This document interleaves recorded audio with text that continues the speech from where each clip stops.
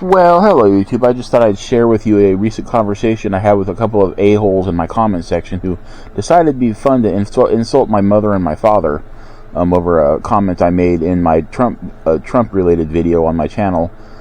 These are the kind of people I have to deal with sometimes in my comment section, so I'm making an example of them with their YouTube handles. So I made sure there was long enough time in both sets of text so that you could actually read what went down in the comment section.